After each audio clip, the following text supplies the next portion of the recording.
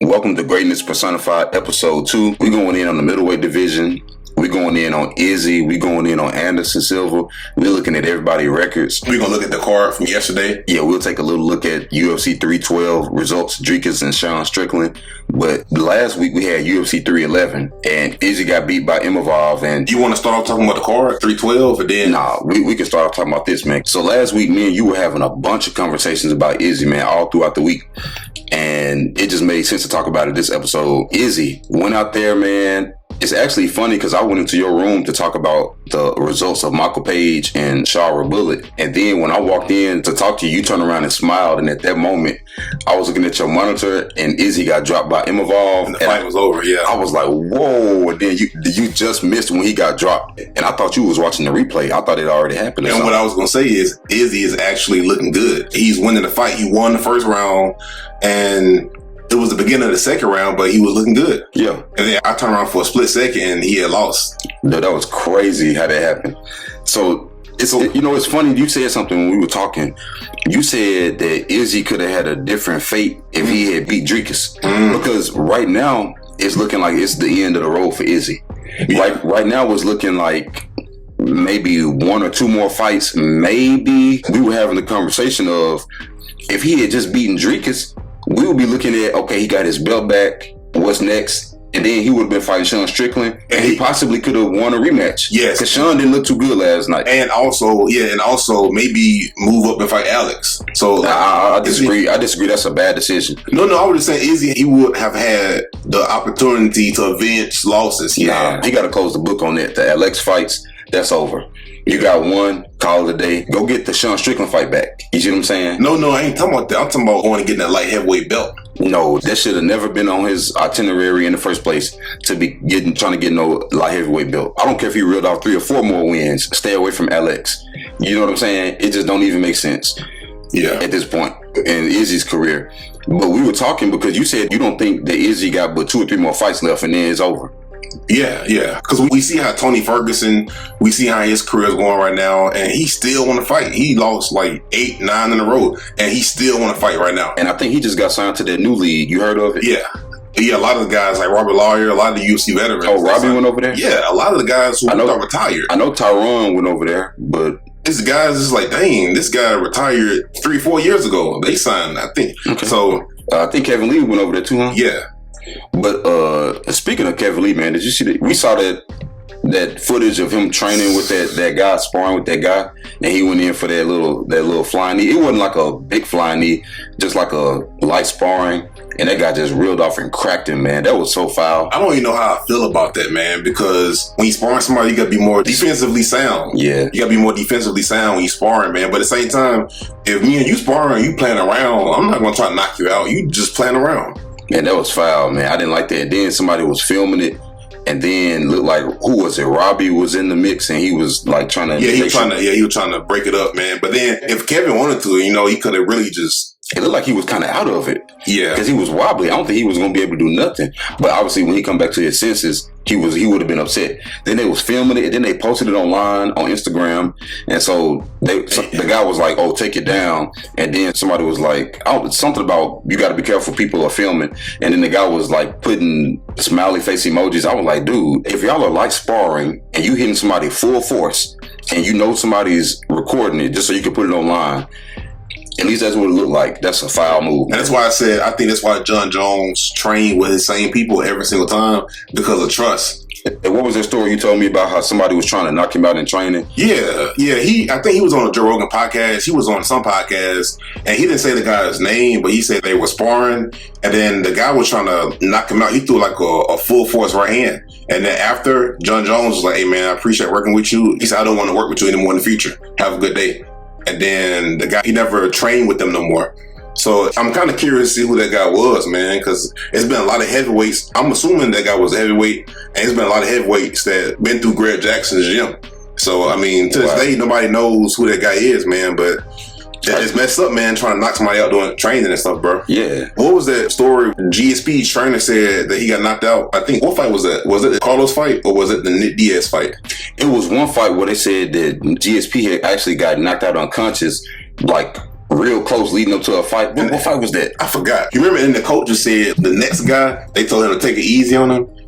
Because they didn't want GSP to know that, man, because it would have destroyed his confidence. Pretty much, they didn't want him to take any more damage. Yeah, that was it. Let me see if I can find who it was. They said that whenever he was training for Dan Hardy, a training partner dropped GSP real bad during that training session. But no, it was a fight after that where he was saying that he had gotten. It was another fight, man. It was another more. It was close to Carlos' fight was around that time. Yeah, I gotta find what that was, but we'll find it, man. But dude, getting back to the thing about Izzy, because we had to start talking about Tony Ferguson, and then we had jumped into the new little promotion or whatever. Yeah, he can't afford to be losing. And let me say this, man. When Izzy was on Joe Rogan's podcast, he said something to me that had me thinking, like, man, like, where's his mind? When he was on Joe Rogan podcast, I think somebody said that he's going to be a legend. He said, I'm going to be a legend even if I lose 8 fights in a row. I'm still going to have my legacy. And that right there is a problem because let me tell you something. We've only seen that happen 2 times, BJ Penn and Tony Ferguson. And when you bring up BJ Penn's name right now, what do people think of? Bro, there was a guy I was talking to, I don't know if it was at work. I don't know, somewhere. I was discussing with him the fact that me and you were discussing the thing about if you lose too many fights in a row, people start to remember you for losing those fights. That becomes your legacy no matter what you've accomplished. So I said, for example, remember BJ Penn? And he was like, no, not really. He was like, oh, is that the guy that lost all the fights? I said, exactly. Exactly, because that guy came into MMA around the time McGregor and Khabib was fighting. He started watching MMA around the time Conor McGregor was fighting Khabib. So he don't really know the BJ Penn legacy. He don't really understand that whole run against Sean Shirk, Diego Sanchez, Joe Stevenson, James Pulver. Like, he don't know nothing that. He just remember Yair Rodriguez kicking BJ Penn in the face and putting him out. He remember BJ Penn getting heel hooked by Ryan Hall. He remember all these beatdowns. So I'm like, man, that's exactly what we're saying. And then the fact that it's MMA boxing, it's worse because it's one-on-one. Because in football, sometimes if a team lose, it's a bunch of excuses. You can say, oh, yeah, the quarterback can blame the defense. I'll give you a perfect example. The playoffs a few weeks ago with the Baltimore Ravens and the Buffalo Bills. It came down to the last drive for the Ravens was Mark Andrews dropped the ball in the end zone. Could have been a touchdown. He dropped it. Ravens went home. You know what I'm saying? If they had won that game, which they probably still was going to lose to the Chiefs, but there was a possibility that they could have been playing tonight. But they all can blame each other. Exactly. Who is it to say that, like, whose fault is it? Because even if that guy screwed up in the fourth quarter, what happened in the first 3 quarters? Because the fact that y'all were already down the whole time and you had to play catch up. See, that ain't his fault. See, it's worse in sports where athletes compete one-on-one because you can't blame nobody but yourself. That's why you can't lose 8 fights in a row and think you're going to be remembered as a legend. And then another thing that happens is when you start losing, people start putting your record under scrutiny. Your record start getting put under the microscope and they start dissecting it and saying, was he ever really that good in the first place? And I'm going to tell you, they did it to Anderson Silva, of all people. They did it to Anderson Silva. I'll never forget when he lost to Chris Weidman. People act like Anderson was the sorriest fighter ever for like a small amount of time. And like he was gone for a while. And then there was a time where he came back. He had a rematch with Chris Weidman. His leg broke. So then he was out for another long period of time because his leg had to heal. And then I think he got popped for something. Yeah, but I think he was taking it so his bone could heal, you know. But there was like a period of time where people was looking like Anderson really didn't fight nobody. Am I lying? No. People was really saying that. And if we really, I don't want to jump around too much, but we're going to hit on that. Was Anderson's record overrated? Because that's what people now are doing to Izzy. Because when you really go back and look at it, because me and you've been having this debate for years, going all the way back down to the Kelvin Gastelum fight where I said that Izzy's best performance was against Paulo Costa, who hadn't shown up. We hadn't seen Paulo just win for real since. I think he beat Luke Rockhold. That was it. Rockhold retired after that. So it's like, other than Paulo Costa, and then you brought up the Robert Whittaker, the first fight. He looked amazing in that fight. But I'm trying to see, did Robert just look bad? And then arguably, Izzy really kind of lost to Robert in the rematch. That was, if anything, that fight was probably a draw. But they gave it to Izzy. He just signed that big contract, so they won't pay him all that money. Then he gonna lose the belt. And I told you how I feel about Robert Whittaker because I've been saying before Izzy was champion, Robert was the placeholder champion. So beating Robert Whittaker twice, do it really mean anything?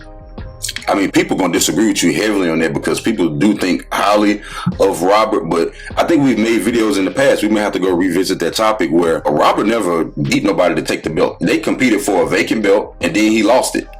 And then you could argue that he lost one of them Yoel fights. So it's just kind of like this weird thing where Izzy was around when there wasn't really anybody else that was really that good. I mean, the next best person was Robert Whittaker, who he had a moment in time where he was good, you know what I mean?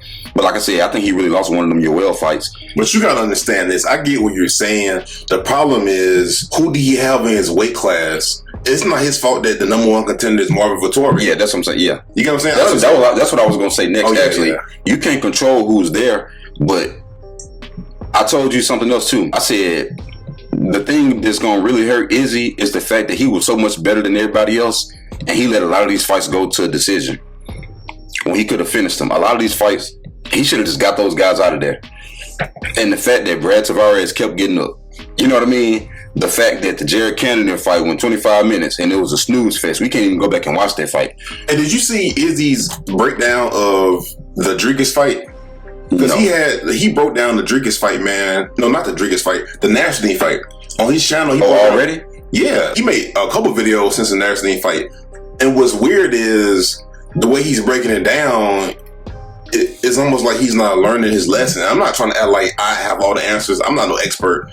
You know, obviously he's one of the all-time greats. But he was breaking down the Nashdeen fight and he was just saying speed, technique, quick, fast. And it was like, that's the problem. You know what I'm saying? You have to be more aggressive. And he was like saying everything was going according to plan. I was hitting him. He couldn't hit me. You know what I'm saying? He need to change things. He need to change his style to where he actually finished fights. He not changing his style, bro. He had 70-something kickboxing fights. He got 30 MMA fights almost. He has had fights like the Paulo fight when he was aggressive. But the thing about it is, I'm starting to think, man, was that just a really bad version of Paulo? Or what's going on? Because Paulo been struggling ever since. I get what you're saying, but the thing is effort.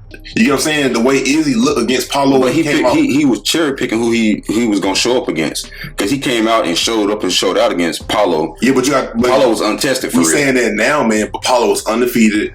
You know what I'm saying? He was dangerous. He was a dangerous guy at the time. See, we're looking at Paulo now, but at the time, Paulo was a real dangerous guy. He had just beat Yoel Romero.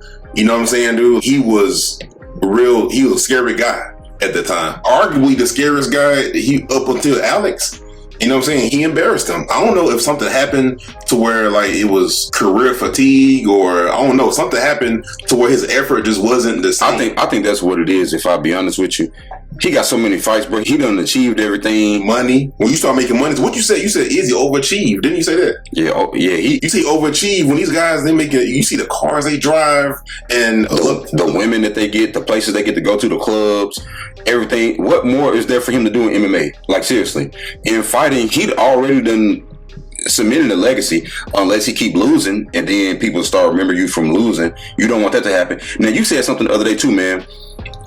I know we kind of jumping around, but this is this topic, man. So much free fall. You said that Izzy, he should leave now because this is about as good as it's gonna get.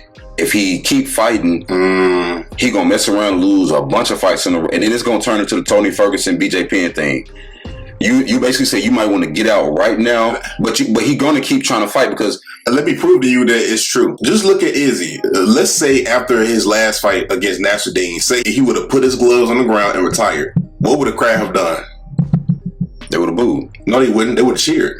Oh, I didn't know where he was going, so I just said boo. Yeah. No, the crowd would cheer because he's a legend. Whereas, say, let's fast forward 3 years from now and he lose 4 more, and say he dropped the gloves in the octagon. Now it's going to be kind of like awkward, man. He might be fighting on the ESPN prelims and nobody even see it. Man. And the fact that was a fight night, that's what shocked me. I'm like, they didn't put Izzy on a fight night? Let me play devil's advocate, man. Because you also can look at the people who he fought against. Because who's to say Nashdeen don't be champion when it's all said and done? And that's another thing. The people that he lost to, you got this. He lost to Driscus, the champion. Driscus and Sean Strickland. They just literally fought yesterday. And Imavov is probably the next person to fight. And Driscus last night said that Imavov should fight for the belt next. No, he said Hamza should fight for the belt next, and Imavov and Caio Baralho should fight for a title eliminator. But to be fair though, I think Imavov has deserved a title fight. He don't have to fight no Caio Baralho.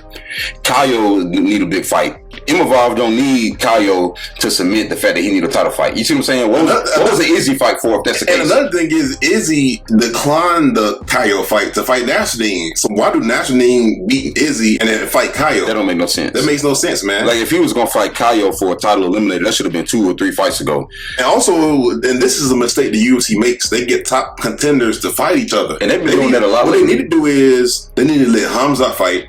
And then the next person in line should be Imavov, and then the next person should be Caio. So now you got 3 people. Well, no, Caio need another fight. Caio need a big fight. He got to win. And he more likely gonna win that one. You know what I'm saying? But he does need that fight though. Like Caio is the one that got to prove something. Imavov don't have to prove nothing. That defeat the whole purpose of the Izzy fight. Once you beat a former champion, you're next in line. You see what I'm saying? I see what you're saying, like a Marvin. If you be like a Marvin Vittori. Yeah, he got to be the Marvin Vittori. Or Robert. Him versus Robert would be a good one. Yeah, something like that. That would be actually be perfect. You can't really throw Jared name in there no more because Jared, he kind of out of there. And then Imavov already beat. Who Jared fighting next week? RoboCop. All right, yeah, they both. But the thing is, Imavov already beat a Jared who fought for the title. Then he beat Izzy. Well, he went on to beat Brendan Allen, who was supposed to be going on to fight for the title potentially. And then now he done beat Izzy, who was a former champion. Imavov don't have to fight nobody else. I don't want to hear nobody saying Imavov need to fight anybody to get the title fight. And then I know they're trying to make room for Hamza to throw his name in there, but we don't know what he gonna do. Hamza been fighting once a year, maybe, and every time he fights some weird controversy with the weight. I think maybe he fight 2 times a year. Is it 2 times? And then in half his fights, the last few fights he had, people had to take fights on short notice. It's always something weird. You can't really count on him. But Imavov gonna show up, and he gonna show up, and he gonna make weight. That's what you said. So honestly, give it to Imavov. But Hamza just ain't had the best of luck, man. That's probably a better way to. And then he was involved in the crypto scheming thing, man. I can't defend that one, now. Dude. I could defend the injury, man, but I can't defend that. I don't know what comes I got going on. I don't know what he got. But I'm gonna tell you, but Izzy screwed up because him losing, it closes the doors on opportunities. For example, say if Izzy would have beat Nasruddin, maybe he could fight Sean Strickland now, coming off a loss. You know what I'm saying? And then possibly avenge. Where do Izzy go now? Izzy, because there are opportunities for him to fight people who are in the top 5. He can't do that. But this the crazy part. And now he got to fight Caio. Hold on. See, now he got to fight Caio. Remember, he rejected that fight early. Now you got to fight him. And you said something over the course of the week where you said all of the people that Izzy can fight now, because he's such a big name, he can't just drop down and fight Andre Muniz. You know what I'm saying? Yeah. Muniz, whatever his name is. He can't fight Jack Hermanson. Like, he got to fight people that's a little. You see what I'm saying? He can't even fight Chris Curtis. Because he's just too far above. He's in purgatory. He's in purgatory right now. So you in no man's land where Robert Whitaker was for all these years. And the funny thing is, he can beat those guys, man. But if he beat them, people gonna say you beat Jack Hermanson. But you know the funny thing, Marvin Vittori said on Twitter, he said, "Izzy doing so bad, the only person he can beat now is me." That's funny, but I ain't never seen Marvin talk like that. Normally he'll lose 10-7 and he'll still say he won. Yeah, at this point, he just accepting reality. People get older and get a little bit more mature. The thing is, but Izzy, man, hold on, I'm gonna say something. You said that now in these type of situations where like the Dominic Reyes and it's a few other fighters where we were always trying to see like what should they do next, because they can't beat the guys at the top, but they can beat some people, but they just can't go down too low, because you don't want to fight somebody that's low, high risk, low reward. You see what I'm saying? But you do need to get a W, even if you want to go out on your shield. You know what I'm saying? Even if you want to go out with a W, but this is the thing. All the people that he would have to fight are still dangerous. Like Caio Baralho, that's a bad fight. Gregory Rodriguez, that's a bad fight. I think stylistically, I don't know. RoboCop got too much power. And the thing that hurt Izzy is the thing we've been talking about since we started this channel: playing with your food. And now that people know they don't have to worry about your power like that, I'm not saying he don't hit hard, but he don't hit hard enough to make people scared of him. Now they just know walk him down to get him up against the cage. And dude, am I tripping, or City Kickboxing is having a bad last 2 calendar years? No, they got Dan Hooker who get them controversial decision wins. But he got a bunch of controversial losses too. That's true. It seemed like when Izzy and Volk was winning, Dan was losing in crazy ways. But if the best person on your team now is Dan Hooker, Carlos, I think Carlos still on win streak. Yeah, Carlos Oberg, he's still doing good. But just They got so many guys over there, man. I don't know, man. They got like 30 guys over there. I don't know, man. They had one of the guys got beat by Ilya Tapuria's little brother last night. Oh yeah. And I think Volk was in the corner of the other guy. The Alexander. And Alexander, Ilya was in his corner. He suplexed that dude. He did that ultimate muscle slam.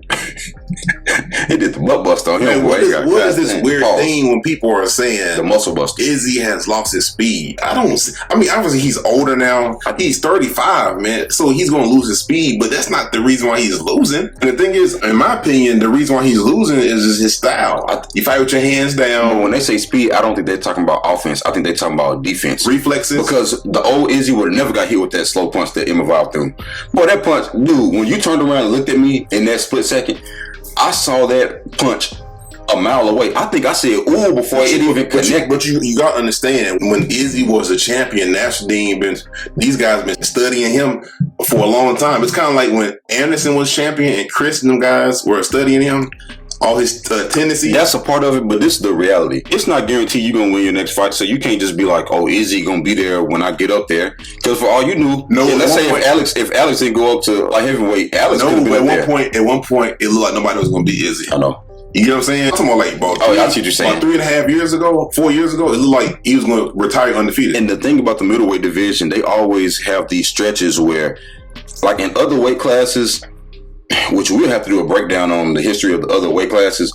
But there's like the lightweight division, always dangerous. Every now and then you get somebody and you think that they're going to be unbeatable and then somebody come along. But the middleweight division always been weird because you normally got one guy that's like Rich Franklin was way better than everybody else. So you go back and look at Rich Franklin's record and like at the time he was real dominant. And then you go back and look at the people he beat, you like, that guy really wasn't all that good. Beating target workers. Yeah, they was pushing buggies. They work at Starbucks. During the week, I think he was a teacher. Damn. Rich Franklin was actually a teacher. He was beating people up, bro. He was a champion. Then you got Anderson Silva. Anderson was just so much more. He was just better than Talis Latis. He was just better than Patrick Cote. He was just better than Travis Lutter. I gotta say this, dude. The Travis Lutter black belt. Now, don't get me wrong. Somebody like me, obviously, I'll get folded like a pretzel by somebody like that. But in the UFC world, a Travis Lutter black belt. Hey, pause, bro. Pause. What I say? You folded like a pretzel. Hey, no, I'm saying in jiu-jitsu, right, you know what I'm saying? Pause. Obviously, Travis Lutter versus the average person, I mean, he can break whatever bone he wants to in their body. He can choke them out. But, dude, nothing is more... I don't know how to say this without being disrespectful, but dude, when people be talking about I'm a Travis Lutter black belt and then they constantly getting submitted, I ain't gonna say no names, but I'll be like, dude, don't ever bring up a Travis Lutter black belt. I don't ever want to hear it again. They must get that online. You go to Amazon.com and just buy that bad boy. They just come in. All you gotta do is pay for the shipping, like $27.99. I don't know. A Travis Lutter black belt, man. Look, again, in the real world, like in a gym, yeah, it's gonna be, you know, the average person can't do nothing to Travis Lutter or any of his black belts. But boy, in the UFC, I was watching somebody fight the other day, and I was thinking like, dang, bro got a black belt, and they keep bringing up this black belt that don't never seem to work. And I'm like, I don't know, bro. I would maybe stay away from that. But no, the thing is this: Anderson Silva came along. He was just so much better than everybody else. I mean, we saw the first fight with Chris Lieben. That just showed us what we could look forward to. I mean, dude, he went up. When you go back and look at his record, dude, when he went up to light heavyweight, dude, he beat James Irvin. And it was so impressive. But when you go back, me and you have always watched James Irvin. Like, we watched the fights where he looked like he was fighting at a backyard brawl. Them fights. Dude, hey, James Irvin had more juice than Kool-Aid Man.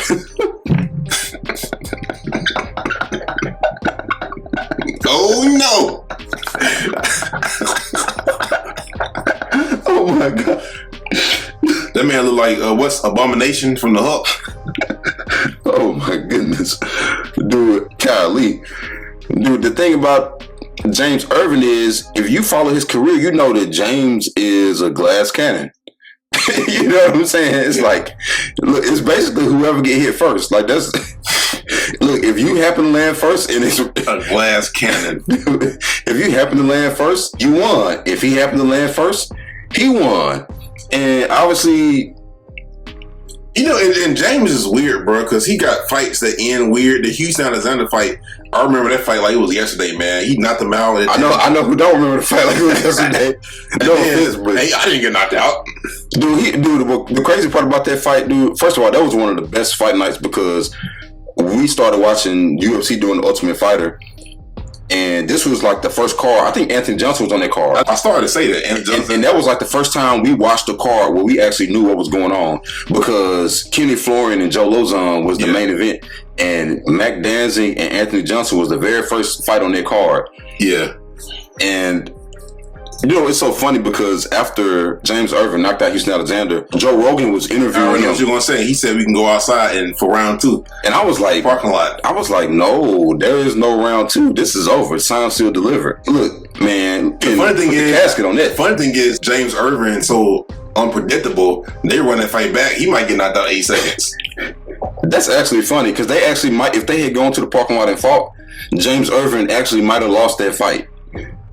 Because he's so unpredictable, him in Houston, bro. That was crazy. Well, another fight that was crazy was the Kimbo Slice and Houston Alexander. Hold on, before we get to that, bro. I love the era with James Irvin because it was the Superman punch, the flying knees. Fighters don't throw that as much as they used to. And then when they do it, they always load up on it. You can see it coming a mile away. You know what it is? The new Superman punch is a spinning wheel kick. And the oblique kicks. That's what it kind of turned into, man. But like, I loved it, bro, because we saw Travis Brown and Stephen Struve. He knocked him out Superman punch, and that was exciting. Now is the oblique kicks, and it's kind of hard to watch, man. But the Kimbo Slice fight was weird, and the Houston fight, bro, it was kind of like that was weird, man, because Houston was running, and then I remember during the fight, Joe Rogan said, "This is my first time seeing Houston stick to a game plan." Because Houston, remember, he kept on like skipping around. Who won that fight? Kimbo? Yeah, Kimbo won. Remember, he picked him up and slammed him. And then in the third round, they both was tired, dude. And I heard they still peeling Houston Alexander from the ground after that slam. Oh my goodness, it was crazy because man, what it used to be, man. And I do want to say, dude, we just kind of joking around here or whatever, but obviously we got a lot of respect for Houston Alexander because we know like his personal stuff that certain stuff like didn't he give a kidney to one of his children or something? Oh yeah. I mean that right there is like. Man, what's more brave than that? And Houston, low key, was a lot of people's favorite fighter back in the day. Yeah, you know what I'm saying? There was a moment, bro, where like he wasn't a contender, but when you talk about knockout artists and like anything could happen, you had to watch a Houston Alexander fight. So, dude, that whole era with Thiago Silva and all them people, Louise Kane, people don't remember them type of people, man. We got to tell them a story about, you remember we was playing the UFC game and our younger brother, he picked Houston Alexander and he played against the computer. He played against Thiago Silva. You remember 3 fights in a row, he got taken down and got ground and pounded like he did in real life. You remember that? I do remember that jump, dude. That jump was too funny. That was the first UFC game. Yeah, it was one of the first or the second. Because I think on the first game, they had a demo where it was only 4 people. It was Shogun, Rashad, Chuck, and Rampage. Yeah. That was like the 4 demo people. Yeah. Or was Lyoto? It was somebody. It was something like that.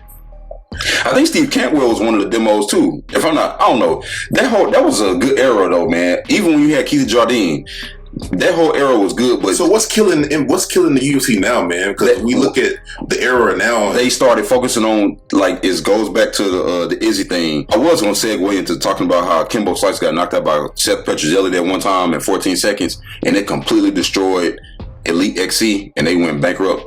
That was nasty work, but we'll talk about that another time. All right, yeah. But in the time Josh Barnett destroyed Affliction, but we'll talk, and nobody brings it up, but we'll talk about that another time. Message.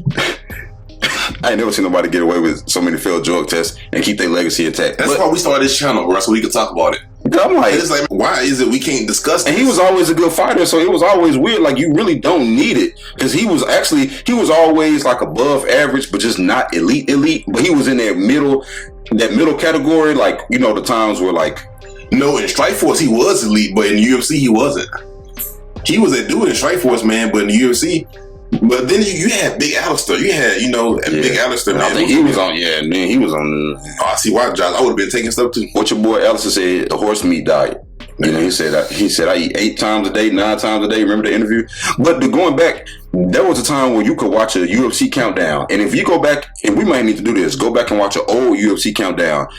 If they had 5 fights on the main card, a majority of the time was going to focus on the main event.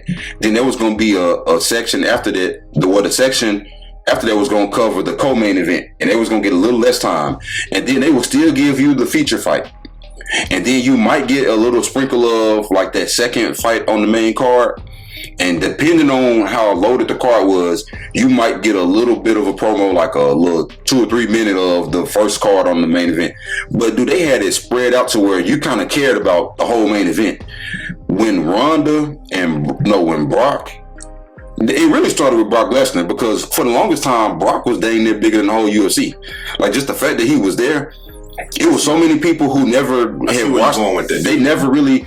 So you got to think about it on the countdown. The countdown is no longer about everybody. Everybody don't get a little piece of time on this countdown. That's Brock Lesnar versus Randy Couture. 100%. And then they hit the jackpot with Brock. Then they hit the jackpot with Ronda. Then they hit the jackpot with Conor. Bro, the UFC struck gold like 3 times in a row. Who else was it? I mean, you had GSP, man. GSP, he kind of was in that era where the countdowns kind of mattered, and then going into, he was kind of being phased out. But GSP, I remember watching a plenty of GSP fights where they covered everybody. I remember watching plenty of GSP countdowns and Anderson Silva countdowns where they covered at least 3 or 4 of the fights on the countdown. And then it got to the point where the countdown was like a majority of the time was the main event, and then they'll just kind of use the rest of the time to cover everybody. But who else did they have? They struck gold with. Dude, then I see where you're going with this, man, because I'm trying to look up something, dude. But then they start having a whole like card where it's only pretty much 1 or 2 good fights on there. Yes, because it was a card that was like 2 or 3 weeks ago. I can't think of it, man. But the only good fight on there was the main event. Dude, this is the thing. This has been my complaint about the Australian cards. A lot of these Australian cards, when Izzy was the main event, go back and look at the actual card, how garbage it was. Go back and look at how that card, bro, was like Oscar the Grouch garbage. Oscar the Grouch, trash can, trash garbage, but they threw Izzy in the main event, which I get it. You got to put local people on there, but oh my goodness.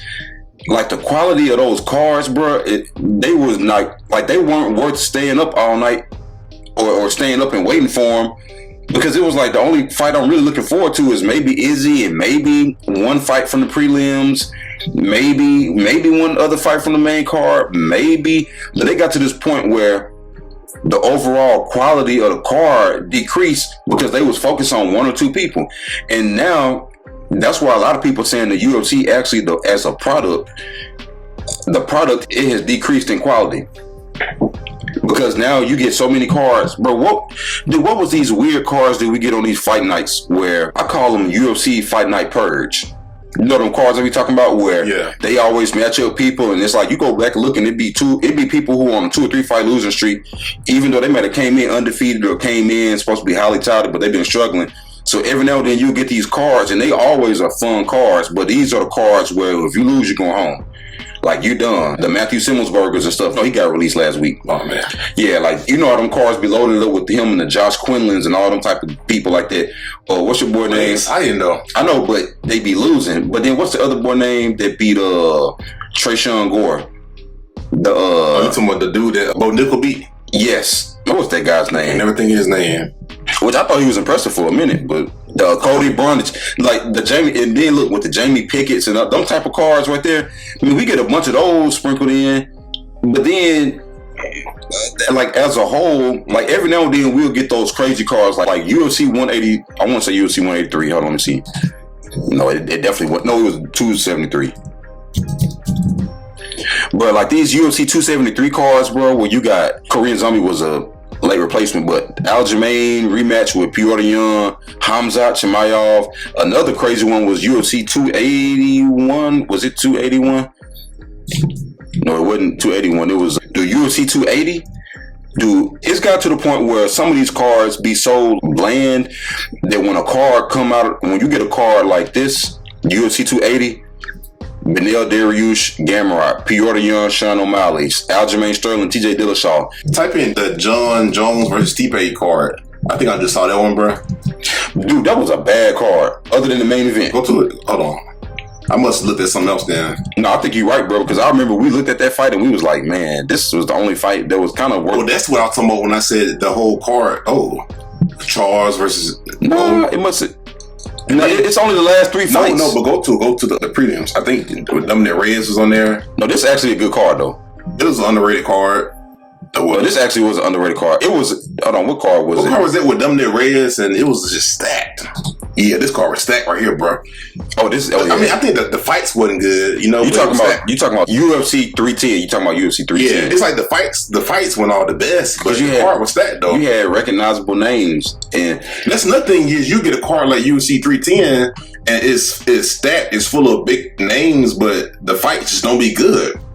You know what I'm saying? We see fights do where it's like, hold on, like, how does this fight go the distance? But then you get these UFC Austin cards, these Fight Night Austins, and these random. Bro, we thought that the McKenzie Fight Night card from a few weeks ago. Remember, we went that long stretch without having a card, and then it was what's your girl, Mackenzie Dern? Yeah. And bro, we thought that card was gonna be full of finishes. Dude, the Izzy fight when Mike Davis, he was the first fight on the main card.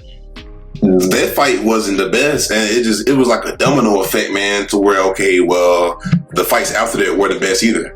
So it's almost like you got to get somebody exciting for that first fight. That's why I told you, I said the main card wasn't the worst, but I said they was missing 1 or 2 big names to really just make you want to tune into it. So you got to start the card off with Michael Chandler versus somebody. I think we need to give specific examples, man, if I be honest with you here, man. See, even if we're going back to October, let's just start in October. Speaking of, in October, we had some shorts that we predicted that Imavov was going to beat Izzy, and those went viral. The moment Imavov beat him, our phones start going crazy, and we thought we had uploaded those shorts that week. But come to find out, we had made those shorts way back in October. So people be saying we be having bad takes. And a lot of times we be saying stuff. I'm not saying everything we say is right or nothing like that. It's MMA, it's fighting, it's 50-50. But the thing is, a lot of times we're looking at things, how they might play out in the future. It's not necessarily something you're going to see immediately. But 6 months down the line, we've had several shorts where people disagree with us. They argued us down. They argued us down about Brandon Moreno. They kind of wasn't wrong about the Jamal Hill thing in hindsight, but we all was wrong. We all was wrong, because my Jamal Hill take didn't age good, but their Brandon Moreno take didn't age good either. But like we got certain takes where it don't make sense in the moment, but then 6 months to 9 months, you start looking like those videos always go viral. We'd be like, man, what's going on? And then we go look at who's fighting, and we go look at what they watching. We like, dang, bro, we said this almost a year ago, and didn't nobody watch it at the time. But now things done played out a certain type of way, and now it's like, okay. But getting back to the subject, let's go back and look at UFC 307. Alex Pereira versus Khalil Roundtree. This is a decent card, bro, but this is like a C+ card, man. Because maybe it'd be minus because Alex on it. Alex saved it, but you gotta understand, Kayla Harrison out wrestled Ketlin. The Roman Delise and Kevin Hart was weird. It's just like the whole main card. Mario fought Jose kind of a certain type of way. Yeah. You know what I'm saying? Juliana fight was good. Juliana Pena fight. But then Alex saved the whole card, because if it wasn't for that, bro, it would have been like... It would have been a waste. It would have been a waste of a card. And then now it's get to the point where UFC fight Saturdays used to be so exciting. We started this channel because of that. Because we get up excited, man, like, oh my God, what you think gonna happen? It's gotten to the point now where if John Jones ain't fighting, you know it. And even Izzy, I know Izzy done lost fights. If Izzy ain't fighting, if Alex ain't fighting, if Yuri not fighting, like basically you got kind of like a handful of people that people actually know of, and if these people name not on the card, or if they don't, and there are lesser named people who are exciting that people just don't like. For instance, let's say before Joaquin Buckley went on this tear, we was watching him. You know what I'm saying? It's just gotten to the point where people are now starting to ask, has the UFC decreased in quality? And I think the answer is yes in some ways and no in some ways. No, I think the answer to that question is yes. The answer is yes, but why and how? Because they signed so many fighters to the UFC that there is really not a margin for error. You got to win however you can. But when you win and it's not exciting, it's just as bad as losing.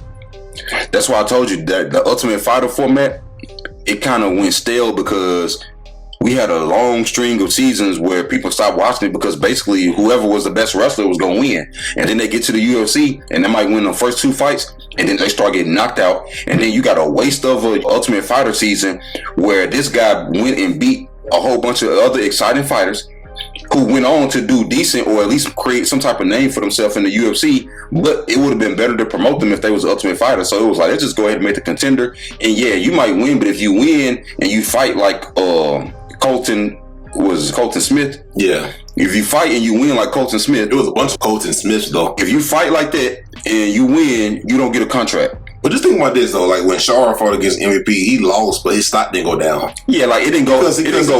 Because it's not like he didn't go out there and fight. He couldn't really do nothing against MVP. Hey, was that a crazy stat that he didn't land not a single strike to the head the whole first round? Yeah. Or is that real? Yeah, it's real, and it's weird because it wasn't no grappling. Because that happens all the time, but that's when wrestling, like we get taken out by Daniel Cormier, of course, you know. But when it's on the feet, bro, and you don't land that one punch. That's crazy. But his stock didn't go down because he couldn't really. He tried, but when you see fights, what fight was that? It was a fight that happened, bro. Rosenstrike when he fought against Sergey Pavlovich. Oh, you know they let him go, right? They said he did nothing. He lost the first round, and then the second round came out and didn't do nothing. He's been doing this for what?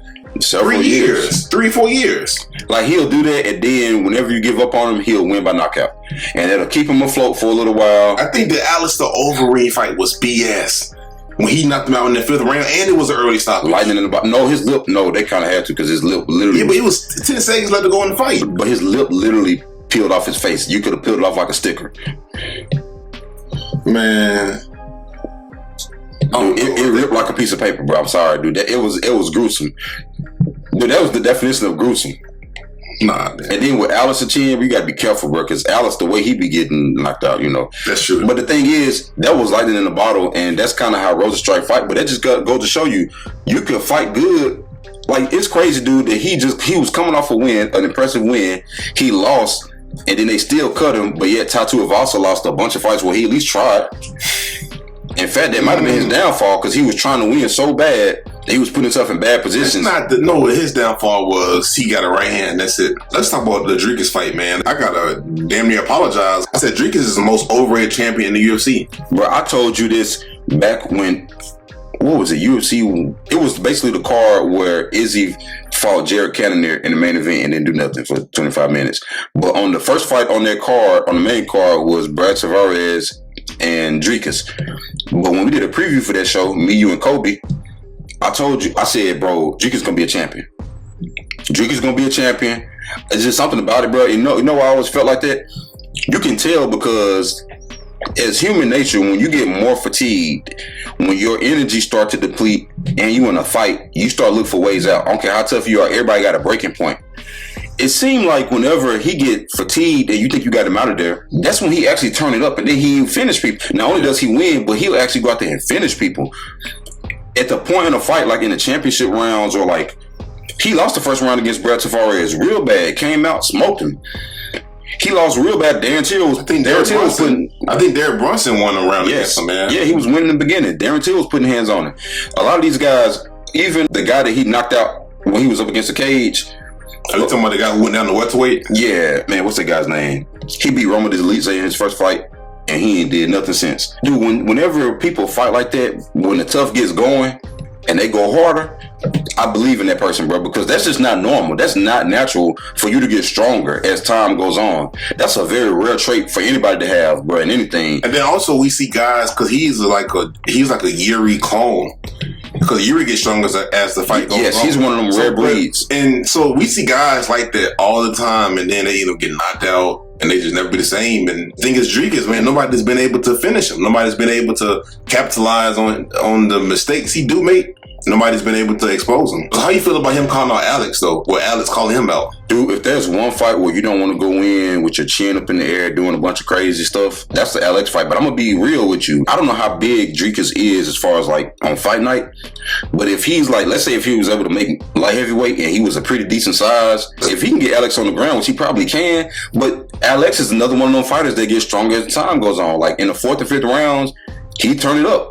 Like, you have to be just as careful with him later in the fight as you do in the beginning. We got to see Alex versus some more grapplers, man. That's why the Magomed fight is perfect, because when Alex fight against people who can chain up wrestling, like chain up takedown, back to back to back, he struggled. But it ain't like Magomed got the best wrestling in the world, though, because it seems like if you can set it up, man, because we can't have like Jan and have him on his back.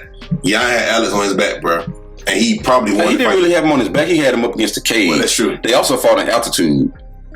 So that was, you know. But the thing is, dude, like, because Driscus, he really didn't take Sean Strickland down. He beat him up on the feet. He beat him up on the feet for 5 rounds. If you play that game with Alex, bro, he's going to get knocked out. But you know a crazy thing? But they asked him about Hamza. They said, "What will be your game plan?" He said, "I'll just out wrestle him." Nah, man, he gonna out lose. You don't think that Driscus can out wrestle Hamza? No. Hold on. I got a question for you though. But he gonna do it to get him tired though. No, hold on. Because now we gotta talk about this. So, that would be a 5-round fight. Yeah, automatically. So now we know that, in my personal opinion, I'm not saying Gilbert or Kamaru beat Hamza, but I think that there's a strong argument. There's a small percentage of me that feels like they won, or the most likely scenario is that they both deserve to have a draw against him. I do not think Hamza beat them because he beat him up real bad in the first round. Yeah. And then he clearly lost the next 2 rounds against both of those guys. So, and I don't think the first round was 10-8 against Gilbert. So I think he won 10-9, and then I think he lost the last 2 rounds 10-9, or at least he lost one round 10-9, and the other round could have been 10-10, or however you want to play it. But Kamaru lost the first round 10-8. I think he won the next 2 rounds 10-9, and he took that fight on short notice. I think Kamaru won or was a draw. But I'm curious to see what will Hamza's strategy be against Strickland. Because that's what I'm finna get to. So now you got to think about it. In a 5-round fight, the question is he going to finish Driscus in the first round? Yes or no? Probably so. You think that Hamza is going to beat Driscus in the first round? Possibly. If you're going to win, yeah, it's going to be in the first round. What is the percentage chance you think that's going to happen? Like, how confident are you in it? Probably about 70%. There is no way he's beating no on the ground. Anybody can get choked out. It's a cheat code. It's a cheat. That's why it's a cheat code. Like on Grand Theft Auto, when you can put in the codes and get the Ferrari. That's what it is, man. It's a cheat code. It's kind of like there is no way Hamza just taking Driscus down and submitting him like that. There's no. We don't know that, man. Because who expected the Robert Whittaker? We expect this fight to go Robert. But he don't lose like that though. We seen Robert get beat, bro, a certain ways. Dude, after he got beat by Driscus, I wasn't shocked by anything. Nothing surprised me about Robert at this point. We're not talking about Hamza knocking out Driscus. We're talking about the fight hitting the ground. Because who's to say Driscus take Hamza down and Hamza end up in full mount? Driscus going to have to avoid the ground game and get Hamza to the second round. You talking about trying to rouse this guy, bro, and give him an opportunity on the ground? But I'm going to tell you this. The moment that fight don't end in the first round, yeah, you're right. That fight is over. It is. You got the person who arguably they are one of the more weaker fighters the moment the clock start ticking. Now, there's a 99% chance they're going to finish you. But if that fight get past the first round, he got just enough cardio to hold on to make the argument for the judges that, hey, he can maybe try to sprinkle in a takedown or a takedown attempt at the end and try to say, hey, I squeaked out. I got the first round and I squeaked out. Hamza, he compromised himself too to get the finish. Let me explain. When he fought Usman, he broke his hand. He broke his hand in the first round, man. And the thing is, if he compromised himself trying to get the finish and he don't get it, now he could be injured. He could be tired. He's pretty much compromised the second through fifth round. Even if you take out the injuries, he's just not a marathon fighter like that. And Driscus is. Hamza look at the fighting like a sprint. And then more than likely, he will finish most people. But whatever percentage of people he's not going to finish in the first round, Driscus is in that percentage. And Driscus can definitely get that fight into the championship rounds. And he's going to do whatever he wants to Hamza. Honestly, I'll be scared if Hamza can even make weight. I would be nervous that he could even make weight for middleweight. Because you got to think about it. On championship fight, you got to make championship weight, buddy. So automatically, it's going to be the actual fight. You know what I'm saying, dude? I know that's kind of important too, because there is no fight if you don't make weight. No, but I'm saying you don't get that extra stylistically. I'm saying he's going to be so drained just trying to make weight because he can't go over not even a pound. He can't go over nothing over the championship weight. Otherwise, boom, it's over. Did Derek Brunson take Driscus down? And that was 3 or 4 years ago. I'm saying, dude, we've seen Driscus. But did Kamaru almost take down Hamza?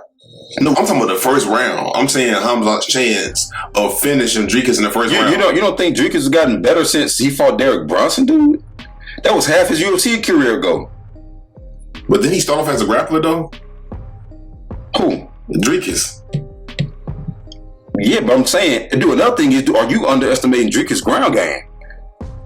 Dude, Driscus competes in grappling tournaments and stuff all the time, bro. Man, now I'm not just saying he gonna steamroll Hamza. I'm just saying ain't no way he can't compete with Hamza in the first round on the ground. There's no way. His best path to victory is to get Hamza in that second, third round. But do you think that Driscus is dumb enough to go in there and do that, bro? He's a champion. You just said he said he want to out wrestle Hamza. I'm saying, but he didn't say necessarily in the first round. Yeah. You think Driscus' team is dumb enough to go in there and say we're gonna go tit for tat with this guy in the first round? when we got 5 rounds to work. So what happened if Hamza do go out there? Because he's been doing that his whole career. Yeah, but dude, Kevin Holland, again, he arguably didn't beat Gilbert. Robert Whitaker, dude, Robert. But yeah, Driscus embarrassed Robert too. Dude, they passed him around like a blown on that 70s show, man. It's like, I hate to say it, man, they doing it to Robert real bad out there. That's why I say I'm not even shocked no more at anything, bro, at this point.